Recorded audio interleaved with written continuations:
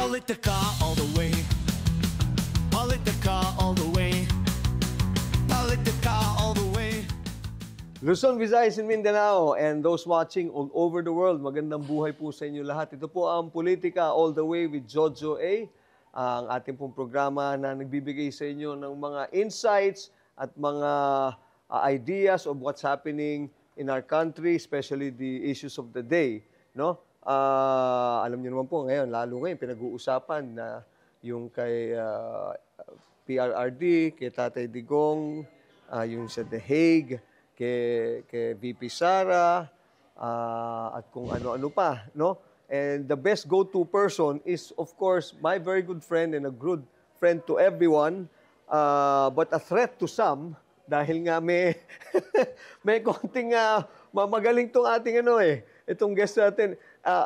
Ang dami ko ng opportunity to introduce him. Paulit-ulit na yung mga sinasabi ko no? So, kukuha na lang ako from outside naman, yan. From mga ibang tao naman, katulad ni Almon. Sabi ni Almon, Lodi ko talaga yung guest yung yan. Ayan. Si Attorney Panelo, hindi lang siya magaling na abogado, mapagmahal na ama, at magaling talaga pang umawit. Apakagaling. Galing yan kay Almon. So, yun din naman ang aking mga sinasabi. So, without further ado, ito po ang ating guest for Politica All the Way. Walang iba kundi Secretary Sal Panelo. Magandang gabi. Magandang gabi, magandang buhay sa iyo, pare ko. And thank you very much for making time. Always a pleasure. Oh, a pleasure's all mine. Lalo na nag-viral yung ating yung ating My Way. Ha? Yung yung translation mo. Hindi, pero yung translation ko parang side na lang yun, yung pagbanat mong maganda Sabi nga nila, meron ako nakausap kasi iba yung, may kumakanta ng My Way, pero iba yung dating pag may hugot. No?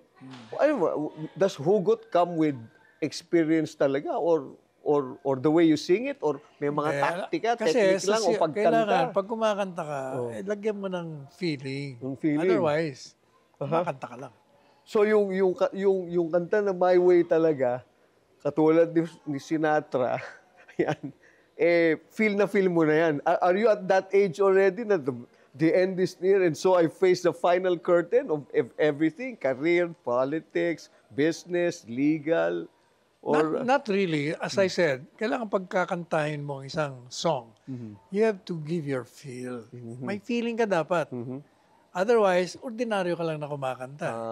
Kailangan, isama mo, ilagay mo sarili mo doon sa song para you can feel it. I see. Kaya pag lumabas, parang may hugot. May hugot. Yung tinatawag mo. Yun yung tinatawag natin na you sing not to impress with your voice, but to express the meaning of the song. So pag kumanta ka pala ng mga Bruno Mars, the phone, kailangan next. Meron din feeling. May feeling. May feeling lang, pero hindi yung may pinanggalingan. Not necessarily. Ganun ba?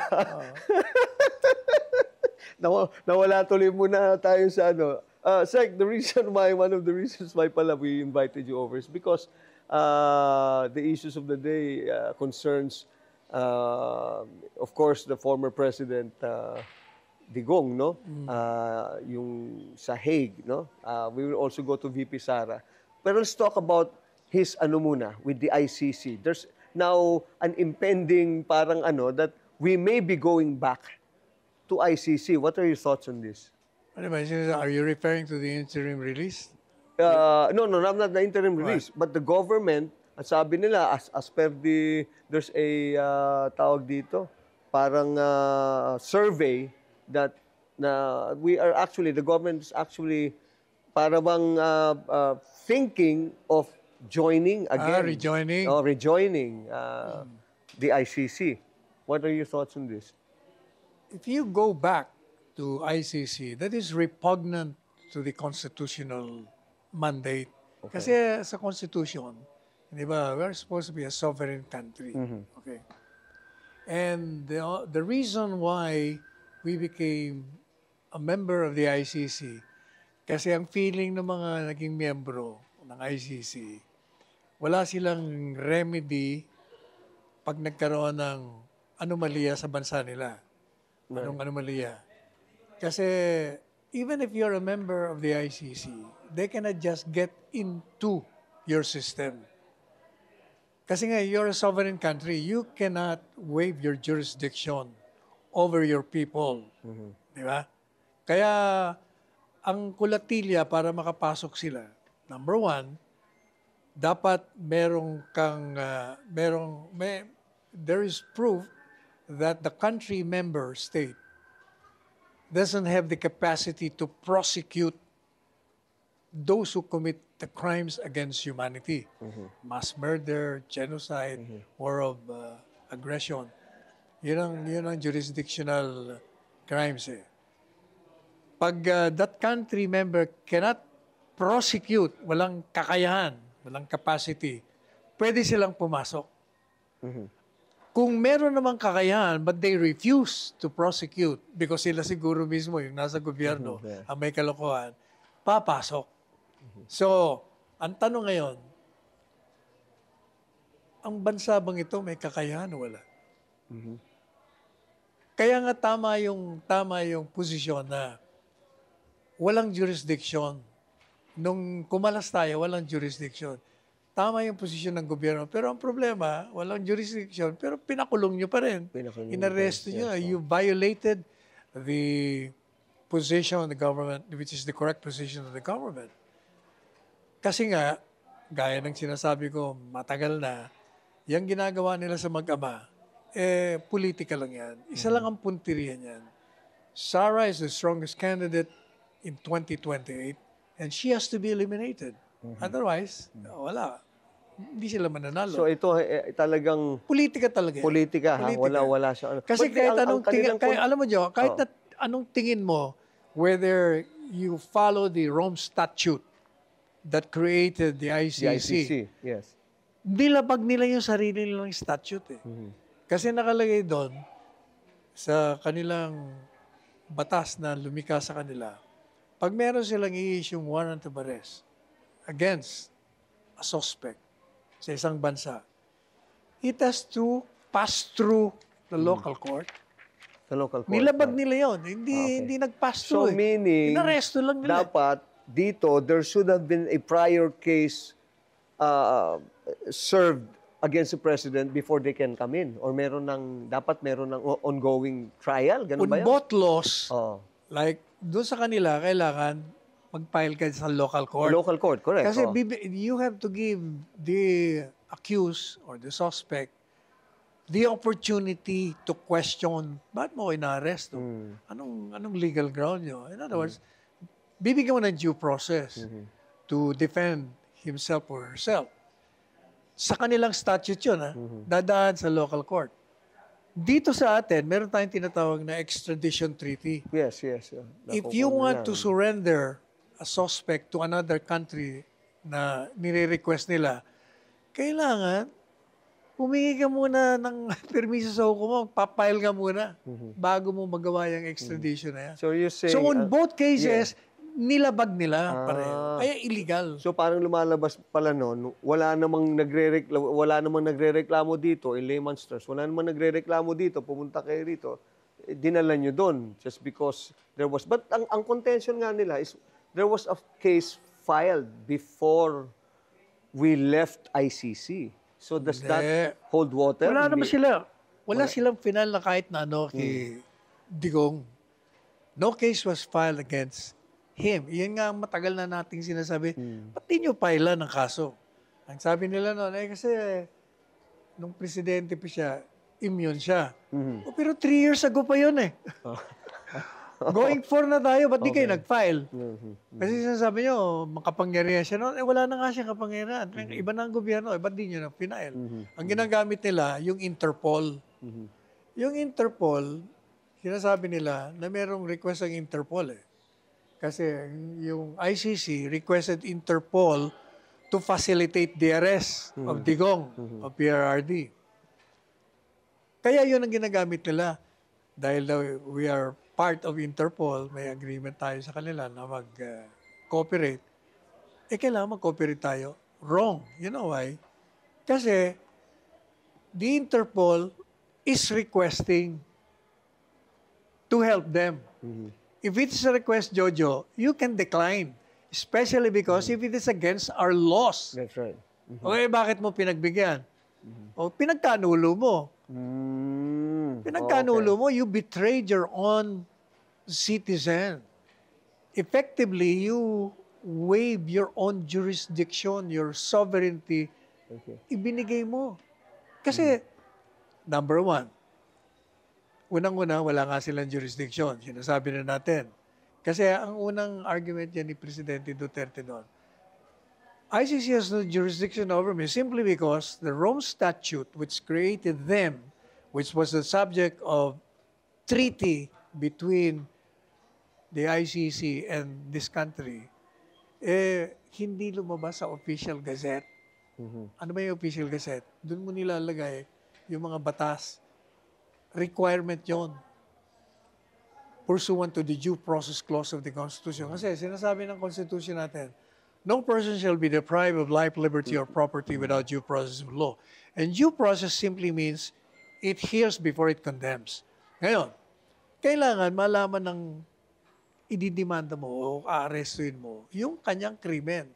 Kung yung batas mo na nagsasabi, eto, bawal ito, pag ginawa mo yan, may didimanda ka, makukulong ka. Kailangan yung batas na yung malaman ng taong bayan. Kaya may requirement, i-publish mo yan in a newspaper of general circulation or i-publish mo sa official gazette. Kasi pag hindi mo pinpublish yan, yung akusado sabihin, hindi ko naman alam na crime yan eh. Kaya hindi ba meron tayong sinasabi, yung pag hindi mo alam ang batas. Ignorance of the law Excuses no one. You cannot use that if hindi mo nilagay sa official gazette.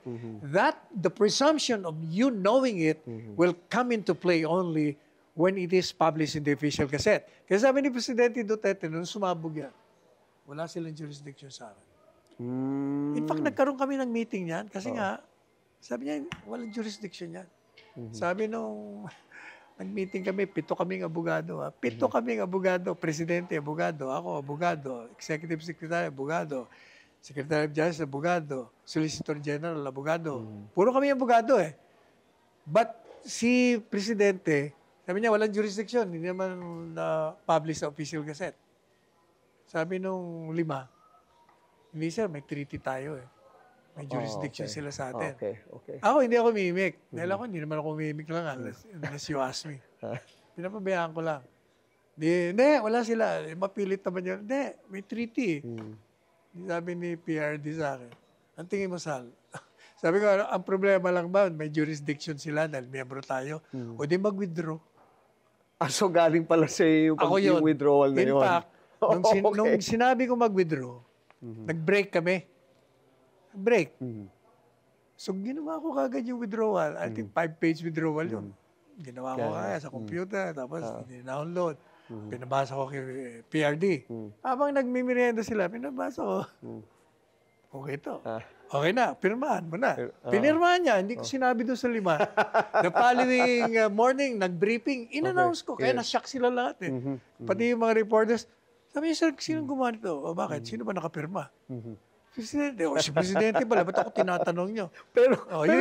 Pero lungian nga sinasabi nila, what we did was, or what you did, it was brilliant. Pero it only was a legal remedy. Pero hindi siya, well, hindi, may depensa sila doon. Sabi nila, unang-una nga, walang jurisdiction.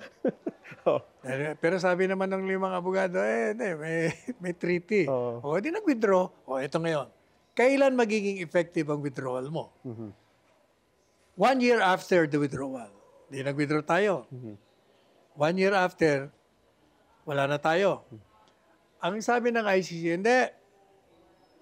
Kahit na nag-withdraw kayo, under our statute, makakapasok kami if your withdrawal, bago kayo nag-withdraw, naumpisa na namin yung investigasyon. Yan ang pinipilit nila. Sabi ko naman, mali na naman kayo dyan kasi hindi naman kayo nag-start ng investigation. You started the investigation, formal investigation, and the record will show that almost 2 years after the withdrawal, wala na kayong jurisdiction. So hindi po pwede yan. Pangalawa, from the very start, under your statute, under the treaty, kailangan the conditions are present for you to come in. Kaya nga kahit nung miyembro kami, hindi kayo pwedeng pumasok kasi sabi ng gobyerno, si Remulla, sabi niya, we have a robust system. Palaging yun ang sinasabi niya. Didimanda, hindi natin kailangan. Pero bakit? Pero you violated lahat. Sinira nyo pati mga salita ninyo. Kasi nga politika, gusto nyong mawala si Duterte dito. So you're saying that's a classic example of kung gusto maraming paraan, kung ayaw maraming dahilan. So they looked for ways and means to actually pin down ganun na nga the yung ICC coming in. So the whole process from the very beginning, you're saying, Sec, is talagang all political. Wala tong legal basis whatsoever. Kahit anong tingin mo doon. Politica all the way. Politica all the way. Politica all the way. Ngayon, sinasabi nila, di ba, tinapon na nila, nag-file ako ng petition for writ of habeas corpus. Kasi ang pinail ng mga abogado nung una, certiorari, to which I reacted nga nung nalaman ko yan. Sabi ko, wala, mali yan. Dapat habeas corpus. So, kasi nasa Hong Kong ako Nasa Hong Kong ako noon, the day before the arrest Kaya lang hindi kami nagkausap, nag-meeting sila, tumatawag si PRD sa akin, hindi ko naman nakita. So I didn't know na magkakaroon sila ng meeting. Pero kasabay mo siya. You were there in Hong Kong at the time that he was there. We were there. Dumating ako doon on the same day na may event. Pero hindi kami nagkausap, nagkawayan lang. Nandiyan ka pala. Kasi nagtitiktok ako So hindi ko alam na may mga plano na pa sila. So nalaman ko lang yung plano nila na babalik siya on that day. Alas 12 na ng gabi. So hindi na ako, hindi ako makakilos. Gusto kong salubungin siya ng 2 milyon tao. Paano mo organize yun? Nalaman ko alas 12, darating, aalis siya sa Hong Kong, alas 5 ng umaga. Alas 7 darating. How can you organize the kind of those number? O kaya, ang nangyari doon, nung dumating ako kasi alas 11 ako umalis doon, dumating ako alauna, dumiretso ako sa Villamor. Kasi originally, ang plano nila, na-validate ko. May kausap akong general dati, dating PNP chief. Ang plano nila, arresto nila si PRD sa Tarmac, akit sila sa aeroplano, dadali nila sa Krame. Pero nung dumating ako dun nung nag-landing ako, ang feedback sa akin, sa Villamor, dinala. Sabi ko, ililipad dito sa Hague. O kaya, nag-file ako ng habeas corpus. Ngayon, sabi ng halos lahat ng abogado, wala na yung habeas corpus kasi lilipad na mawawala na wala na jurisdiction sa ICC. Ang sabi ko, hindi, we're not talking about jurisdiction over the ICC. The jurisdiction of the Supreme Court would be over this government. It committed an illegal act and therefore it has to correct itself. And the Supreme Court has jurisdiction over this government. Because under the Constitution, yan ang mandato nila. Yes. Any illegal act by any branch, by any public official, it can compel them ng mali ang ginawa nyo. Kaya sabi ko, they have jurisdiction over this government. It can compel the government to bring back Duterte. Yan ang istorya. Pero merong pa yun di ba? Sec, merong part doon na they were waiting for a document that precisely will halt them, yun yung certiorari. Yung certiorari. Na humingi sila ng TRO. Pero mali nga yung certiorari. Kasi pag certiorari, i-schedule mo pa yan. Pero kung petition for a writ of habeas corpus ang pinal mo, within 48 hours, action ng Supreme Court. Wala silang choice. Sayang naman. Mali. Hindi nahabol. Wala. Hindi nahabol. Well. Pero ganun pa rin, pinail ko pa rin kasi pwede pa naman talagang ipabalik yan Kasi meron ng instances. On that note, let me just, what are the chances now of that being, of PRRD, the former president being the Supreme Court back, has the case. It's pending there. Our Supreme Court, of course, yung Supreme Court natin. Kasi may jurisdiction sa gobyerno Gobyerno ang gumawa ng mali Kaya ang prayer namin doon, to compel the government to bring back first, to declare that the arrest and detention and the surrender of PRRD, illegal lahat yun. And therefore, since illegal, it has to be corrected. How do you correct that? You bring back Duterte here. It can compel the government. Tanda mo si Teves? Yes. Di ba nakakulong siya ngayon? Kademanda. Teves applied for amnesty. Ano, In East Timor, no? Sa East Timor. oh. Nag-apply siya para, kasi ni-extradite, di ba? Ang nag-apply ng extradition, ang gobyerno natin. Kasi nandun siya sa East Timor, nagkataon nandun. Kaya sabi ng gobyerno, kailangan namin yan dito kasi may kaso yan. Natalo sila doon. Talo. Yes. Yeah, I'm private Diba? with that. Natalo. Pero bakit nakabalik? Yan ang tanong. Samantalong talo sila ron. Bakit nakabalik? Kasi nga, ang istorya di umano, itong East Timor gustong maging miyembro ng ASEAN. Kailangan nila ng boto. Ng gobyerno natin. Di ba, pumunta rin si Mel sa ASEAN, nagkita sila ng presidente na doon, presidente natin. Di nag-usap sila. Siguro, yun ang nangyari. Otherwise, how can you explain that? So it's a bargaining chip. Siguro. Kaya binalik nila. Kaya sabi ng presidente nila, security to threat ito sa amin. Kaya balik na namin. Yes. So madalit sabi, kaya pala ang ibalik. Kaya kung gusto. Again, Exactly. maraming Kaya paraan. Alam mo, yung aking article na 7 series sa Manila Times, sabi ko, if the government wants, they can bring back Duterte. Yun ang title ko.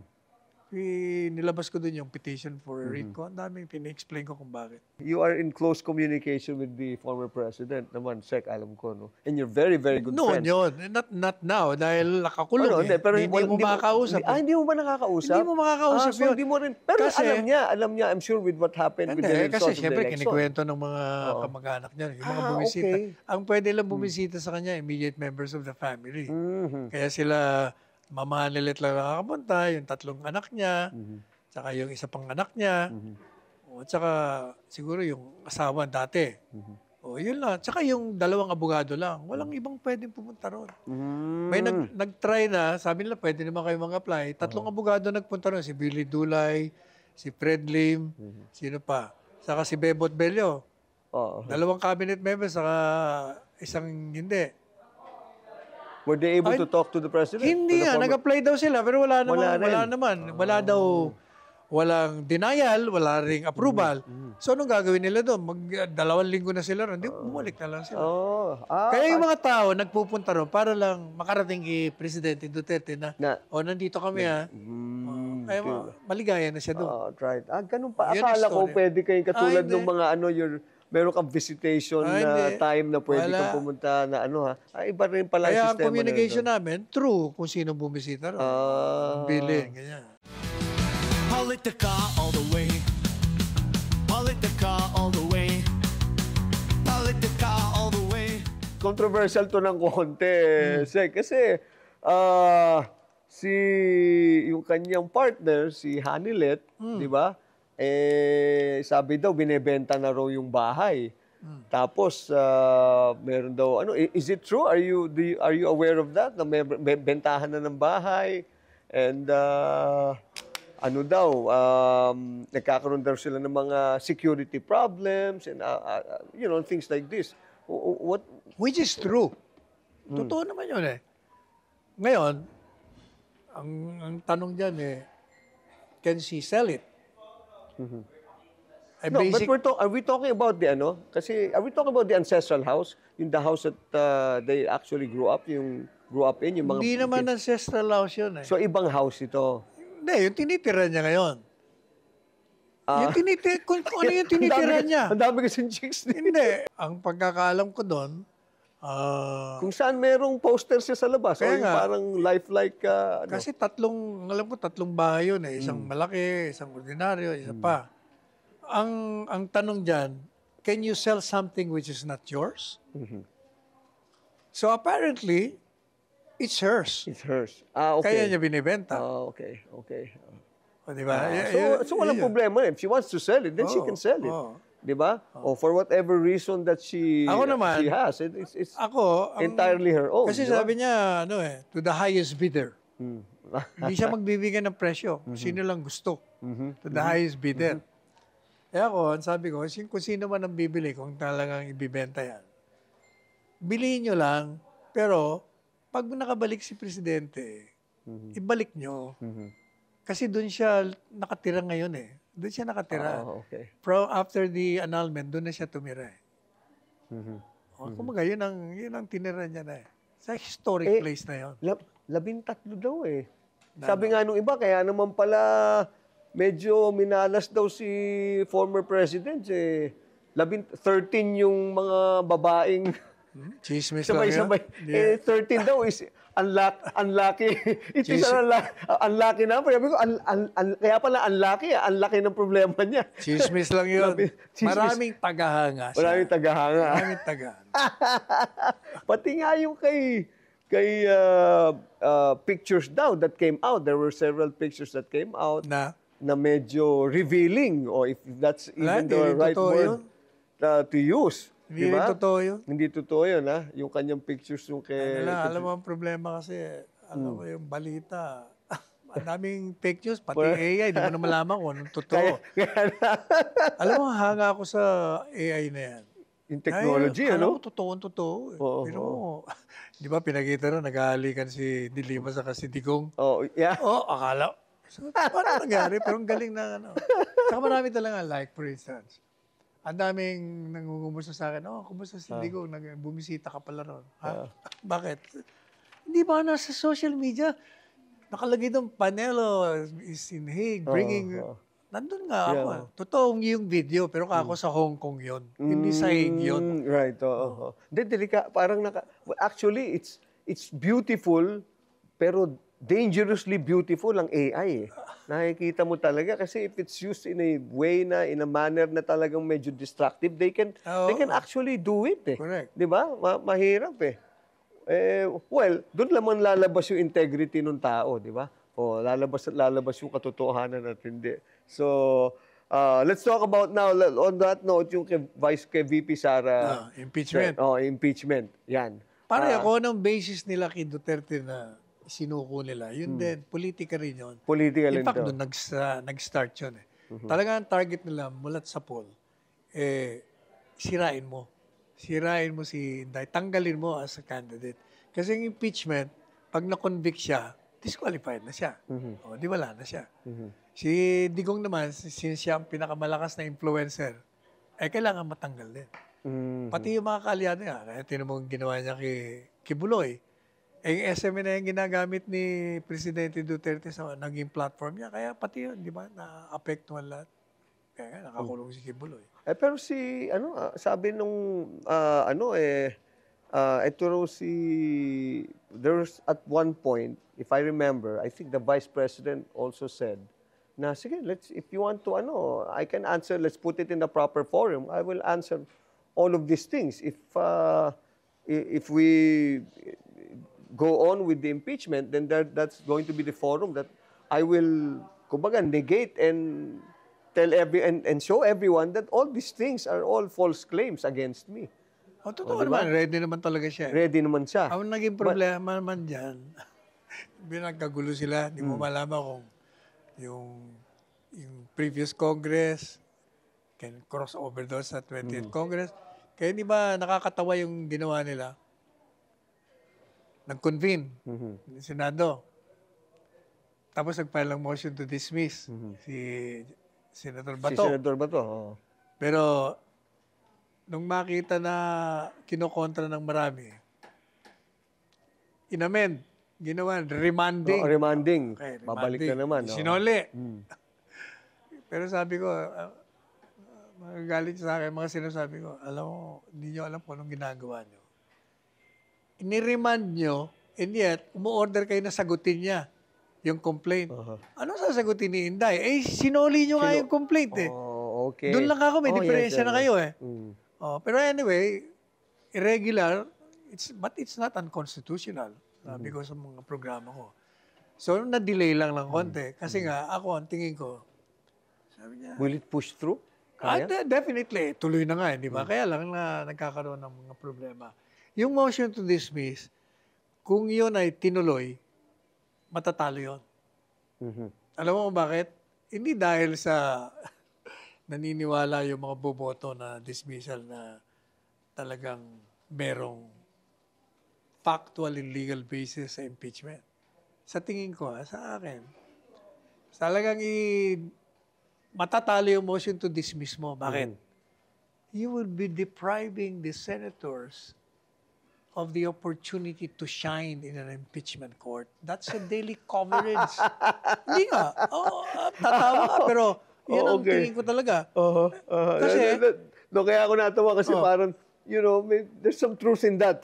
I could see it. Can you imagine pag pag dininay mo yung impeachment, yung motion to dismiss, wala na, tapos na kagad. Kung ikaw naman na siya, teka muna pagkakataon ko naman to. Pagtatanggol ko si Inday. Yung isa naman, yayarin ko to sa impeachment. Di ba? Okay. So it's sa tingin ko yun. Kaya, ni-remand na lang. Kasi matatalo pag ni-remand mo, tuloy pa rin ang impeachment. Natuloy nga. Diba? Tuloy. Tuloy na ba? Parang hindi pa. Tuloy yun. Kasi nga, unang-una, yung sinasabi nila na, di ba, merong isang teorya itong isang senador doon. Yung senador ng traitor kay Duterte na natalo. Di ba? Sabi niya, wala na yan. Functionally dismissed. Sabi ko, paano madi-dismiss yung impeachment? Magdi-dismiss lang yan yung Senado. Unang-una, yung House of Reps, hindi continuing body, unlike the Senate. So kung na-convene na yung impeachment court, sa susunod na Congress, nandun pa rin. At maraming presidents niya sa Amerika, gano'n naman ang nangyayari. Sana ko-crossover talaga. Kaya tuloy talaga yan. Tuloy na tuloy. Tuloy na tuloy, ha? Ako, alam mo, Joe, kahit noong pa, sinasabi ko, regardless of whether the impeachment will prosper or not, palaging panalo si Inday dyan. Either or. Whichever which way you look at it, however you look at it. Lalong-lalo na nakita nila resulta ng halalan, walang bobotong kontra kay Inday dyan. Maliban doon sa mga sagad na kaliwa o sagad na dilaw.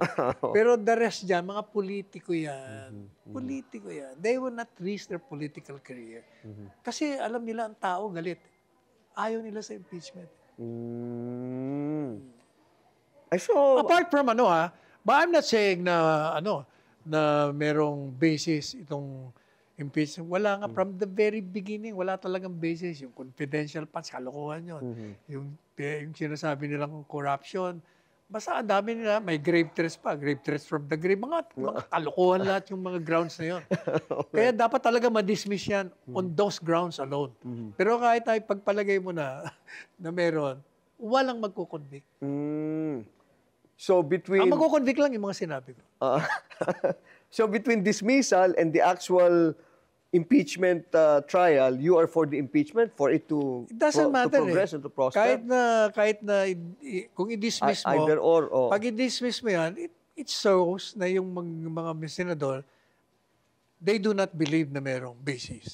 They believe na nagkaroon ng violation yung one complaint in a year. Kasi nga, lumalabas, 4 ang complaints. Yung pang-4 lang ang final mo, paano yung 3? Yung nauna, dapat yung nauna ang tinanggap mo. Right. O kaya, meron kang violation. O kaya yun ang unang lang, they have to, meron ang pending motion ngayon, motion to dismiss. Ang mga defense. At the same time, sa Supreme Court, meron namang pending case. They are questioning the legality of the impeachment. Kasi nga doon sa violation ng one complaint a year. Ang problema naman dito sa mga kumukontra, gusto nila, sabi ko, bakit ba kayo may problema sa dismissal? Kung ma-dismiss yan, you can always refile it sa susunod na taon.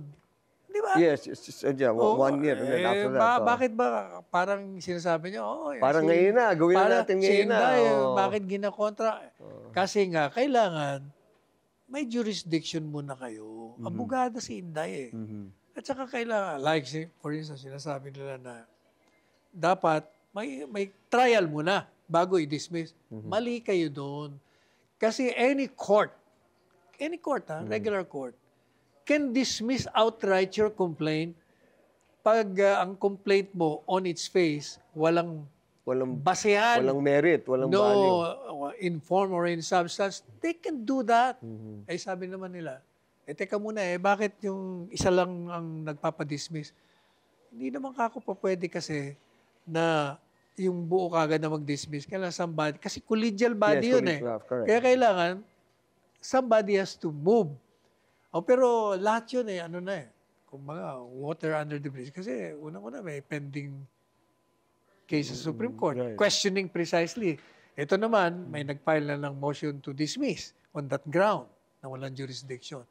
Well, Kaya with all these things that are happening, left and right, there are legal implications, wala mga legal, but what is the timeline for this, Sec? Ano ba itong, hindi pa may timeline na sila sa July na. End of July. We will know whether it's a dismissal or an impeachment trial. Kasi may motion. They have to decide whether ano ba ang gagawin nila sa motion to dismiss. Okay. Kasi may motion to dismiss na si Inday for lack of jurisdiction.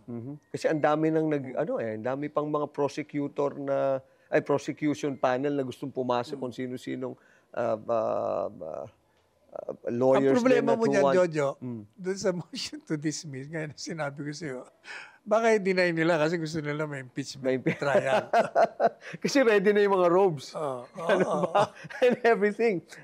At saka talaga namang if you're a senator, pagkakataon mo sumikat makapakita namang gilas. Kita naman yung either yung defense mo or yung offense mo. Di ba? Coverage mo every day. Oo, sa bagay, no? Pagandahan ng mga pagandahan dating yan, di ba?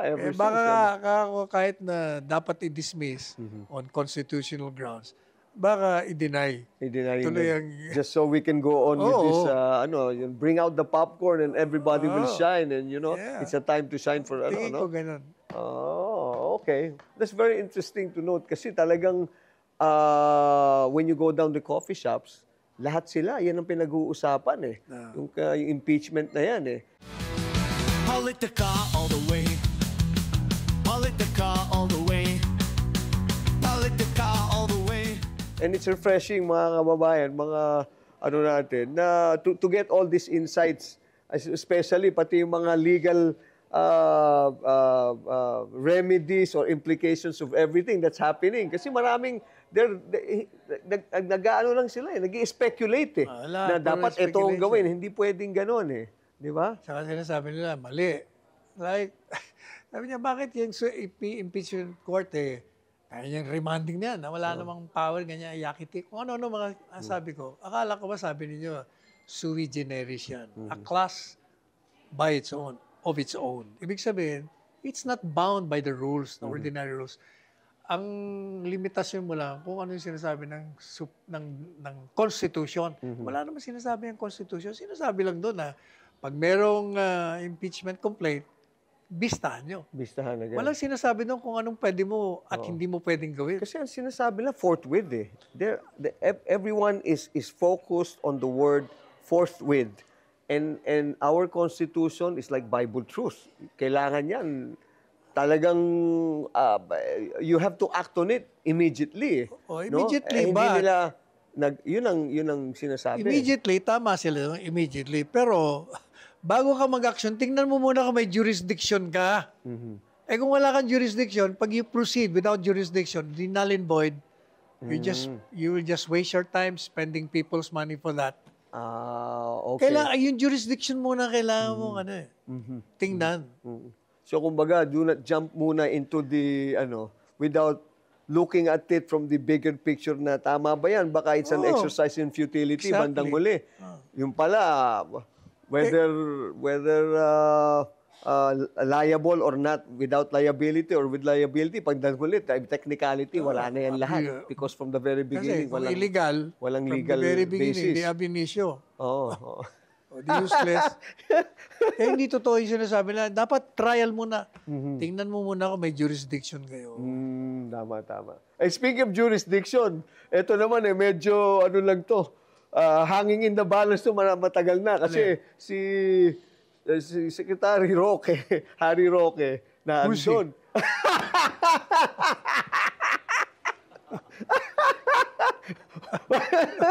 Alam mo, ikaw lang kung pwedeng bumanat ng ganyan na ilulusot ng mabiyan. O siya nga, ay, pinipilit niya rin yung sarili niya doon sa ano. Anong masasabi mo nga sa sitwasyon ni Secretary Ang Roque? problema sa kanya, masyado siya kasi madaldal eh. He creates his own problem. Oh, okay. Like, yung demanda sa kanya, di ba, dinidemanda siya. Tapos nagkaroon ng congressional hearing. Kung paano yung congressional hearing, sa kadadaldal niya, nasasabit siya. Like, he denies na siya ang owner dun sa Baguio ba yun? Yung Yes, renta. yes. Pero lumalabas sa mga kwento niya, siya nga ang may-ari. Siya ang may-ari. O, tapos i-deny niya, lawyer daw siya, hindi raw siya lawyer ganito. Pero lumalabas sa mga dokumento, lawyer nga siya. Kaya sabi ko, kung ano raw may papayo ko, umuwi siya rito. Harapin niya, abogado naman siya. Hindi porket inakusahan ka, totoo. Di pagtanggal mo sarili mo.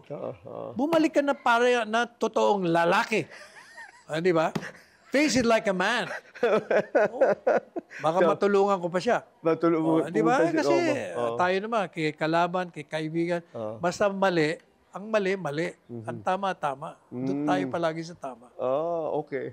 Pero may chismis noon eh. Ikaw ang naglagay sa kanya na spokesperson doon. Nung Ang para alam ko, istorya doon, kailangan namin ng kagaya niya sana. Madaldal, kasi pandemic eh. Pero ang nangyari doon, I think, parang 2 months after na nag-take over. Kasi, di ba siya muna? Tapos, ako nag-take over. Buwisit siya kanya si PRD. Madaldal nga masyado eh. Tapos, dahil kailangan namin ng isang madaldal, kinuha siya. Kaya lang, after 2 months, tawag sa akin si Presidente. Sabi niya, pwede mo programa ka na? Hindi ako kontento. Kaya nagprograma ako eh. Parang ako pa rin nagpapaliwanag ng lahat. Kasi nga, ang naging problema niya, yung isang issue, sa halip na matapos, nanganganak. Dumadami pa, ha? Kasi kadadaldal niya. Yan ang naging problema. So ano na Pero lang alam siya? mo, gaya ng sinasabi ko, the presumption of innocence applies to everyone. It applies to him. So, come home. Face them in court. You're a lawyer. Yun ang ano mo sa kanya, advice mo sa kanya, ha? For that matter, yan ang advice ko sa lahat. Sa lahat. Well, if they have a lawyer as good as you, as articulate and charmingly, feistily charming, madadali natin yan, di ba? Wala na. Kaya lang, lagi... Hindi, wala rin naman problema. Kung matalo, bibisitahin ko naman sila. Kwentuhan na lang. Kwentuhan at kantahan na lang. Pero very vocal ka rin kay Manang. Kay Manang Aimee. Balat kayo pala. Ang buhay sa mundo. It's funny because you and the rest of the boys are one in your sentiment, call it against or not for, to make it a little bit lighter, not for. Si Polong, Kong Polong and Baste are also not para bang talaga namang ginamit niya lang talaga ang Duterte. Kung matatandaan mo, ako unang bumibira dyan, araw-araw kong binabanatan niya sa programa ko. Balat kayo nga kasi she uses people eh. Yun ang problema sa kanya. Pag kailangan kanya, okay. Pag hindi, wala ka na. So, ang nangyari, nakita mo nung bumagsak yung rating niya, bigla siyang... Sabi niya kasi, di ba, tinawa, itong bira ko sa kanya sa programa ko. Sabi mo, hindi mo iiwanan si Inday. Di ba? Si mga tao, siyempre, believe. Pero ang tanong ko sa'yo, hindi mo iiwanan si Inday. Pero nung dumating yung tatay niya, hindi siya pinapasok doon sa Villamor. Pati si Bongo hindi pinapasok. Nasaan ka? Hindi ka umiimik. Pwede ka naman pumunta ron eh. Kapatid ka ng presidente, sigurado mapapapasukin kayo doon pag ikaw nandun. But you kept quiet. Kailan ka umimik? Nung bumagsak ka na sa rating, bigla kang kailangan ng investigasyon, o nagpasipsip ka na. O kaya kinantang kita ng balat kayo, yun talagang team song. So yun ang assessment of the whole situation. Ha? Talagang kitang-kita naman yan. okay.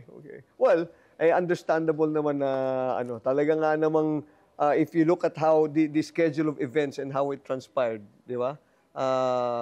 Medyo tama naman yung sinabi mo na yun.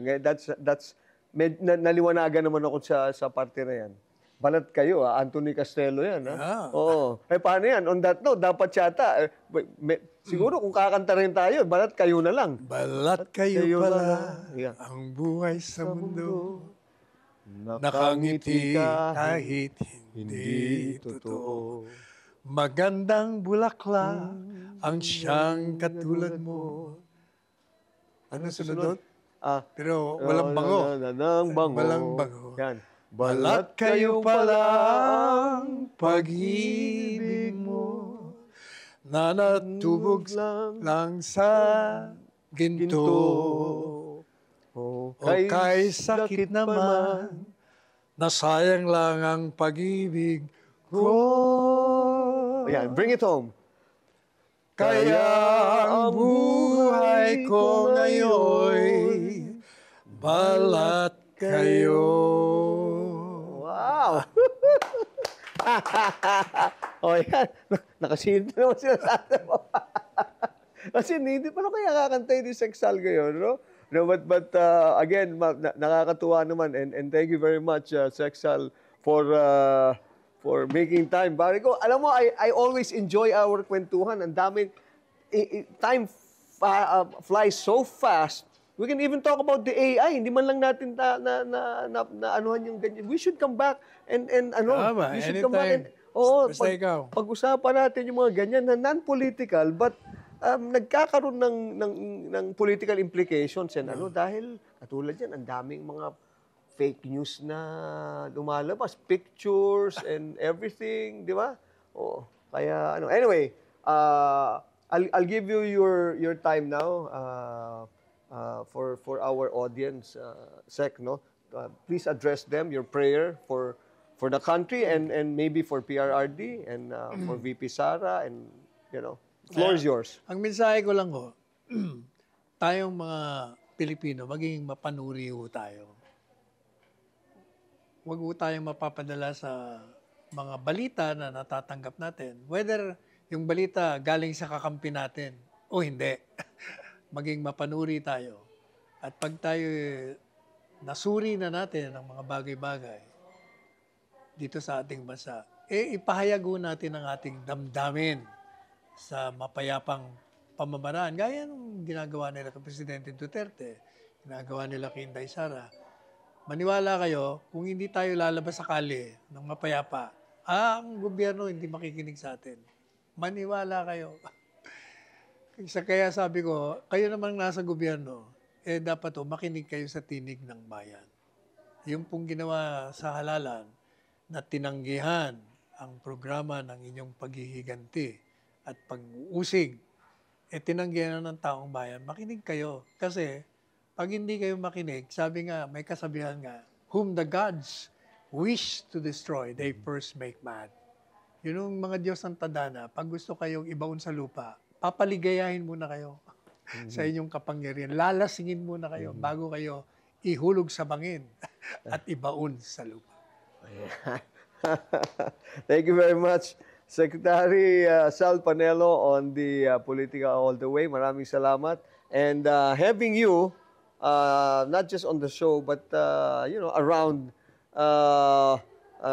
with your balanced thoughts on things, and ways of doing things. I think there's still hope for this country. All the time, all the way. Dapat manalangin lang tayo. Sec, maraming salamat. Thank you. Thank you. Politica all the way. Okay, maraming salamat muli, Sec Sal Panelo. And then recap about the house, yung bahay na supposed to be ni Tatay Diggs na ibinibenta is actually owned by Hanilet, no? Pero the security threat daw is real, kaya binibenta nila. Pero ang pakiusap niya, kung doon daw sa bibili, kung pwede, pagbalik daw ni FPRRD, ibigay na lang at ibalik na lang din kay former President Duterte because may historical value na rin daw po yan. No? And pagdating naman doon sa pagbabalik, possibly ni Tatay Diggs is, kumbaga, on the whole, kung siya ay babalik dito sa atin, maraming paraan. Pero because kung ayaw naman, maraming dahilan. No? So, but it is possible, sabi niya. No? And when it comes to the impeachment naman ni VP Sara, he looks at it as a venue lang for kumbaga grandstanding, short of saying, no? Kasi it is the time of for the senators to shine, whether you are pro or anti-Duterte, parang gusto raw nilang matuloy because magiging venue daw yan for them to shine, especially for 2028. So again, it's just going to be a political exercise, no? And lastly, yung kay Secretary Harry Roque, ang thoughts ni Sec Sale, go home, abogado ka naman dyan, abogado ka naman daw, Secretary Roque, uwi ka na lang daw kasi wala daw magagawa ang puro daldal. So, come home daw and face this like a man. Yan, sabi ni Secretary Sal. So that being said, nakatulong po sinasabi namin, maraming salamat po for viewing and being with us. At dyan po nagtatapos ang politika all the way. Lagi nating tatandaan, dito po ay diskusyon lang, walang away, opinion lang, hindi personalan. This is Jojo A. Peace and love. Politica all the way.